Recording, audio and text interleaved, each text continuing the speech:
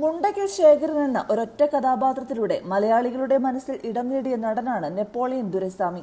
നടനും രാഷ്ട്രീയക്കാരനുമായിരുന്ന നെപ്പോളിയന്റെ മൂത്ത മകൻ ധനുഷിന്റെ വിവാഹവുമായി ബന്ധപ്പെട്ടാണ് നടൻ ഇപ്പോൾ വാർത്തകളിൽ നിറയുന്നത്. അമേരിക്കയിൽ സ്ഥിരതാമസമാക്കിയ താരകുടുംബം ജപ്പാനിൽ വെച്ചാണ് കോടികൾ മുടക്കി മകന്റെ വിവാഹം നടത്തിയത്. താരവിവാഹത്തോടനുബന്ധിച്ച് പല കഥകളും പുറത്തു വന്നിരുന്നു. അമേരിക്കയിൽ വെച്ച് വിവാഹം നടത്തിയാൽ ചില പ്രശ്നങ്ങൾ ഉണ്ടാകുമെന്നതിനാൽ ജപ്പാനിലേക്ക് പോകുകയായിരുന്നുവെന്നും തുടങ്ങി നിരവധി ഊഹാപോഹങ്ങളും പ്രചരിക്കുന്നുണ്ട്.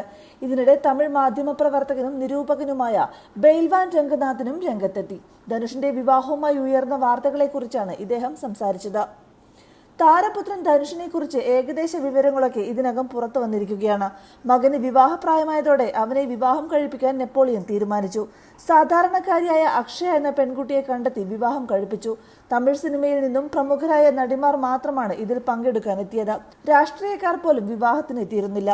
എഴുന്നേറ്റ് നടക്കാനോ സാധാരണ ആളുകളെ പോലെ ജീവിക്കാനോ സാധിക്കാത്ത ധനുഷ് വിവാഹിതനായത് പലരെയും ചൊടിപ്പിച്ചു.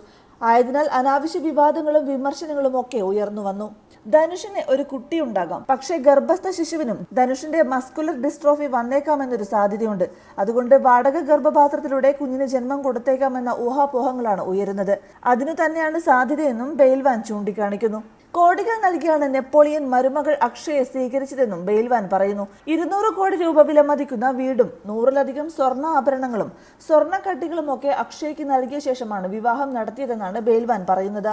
നടൻ എന്നതിലുപരി കേന്ദ്രമന്ത്രിയായിരുന്ന നെപ്പോളിയൻ അഭിനയവും രാഷ്ട്രീയവും ഒക്കെ ഉപേക്ഷിച്ചാണ് അമേരിക്കയിലേക്ക് പോകുന്നത്. മകന്റെ ചികിത്സയ്ക്ക് വേണ്ടി പോയ താരം അവിടെ 300 ഏക്കറിന് മുകളിൽ സ്ഥലം വാങ്ങുകയും ഫാം നടത്തി വരികയും ചെയ്യുന്നു. കോടികൾ മുടക്കി അമേരിക്കയിൽ വീട് നിർമ്മിച്ചിരുന്നു. നെപ്പോളിയന്റെയും ഭാര്യ സുധയുടെയും ഏറ്റവും വലിയ ആഗ്രഹമായിരുന്നു മകന്റെ വിവാഹം. അതിനുവേണ്ടി ഉപവാസവും പ്രാർത്ഥനയുമൊക്കെയായി കഴിയുകയായിരുന്നു.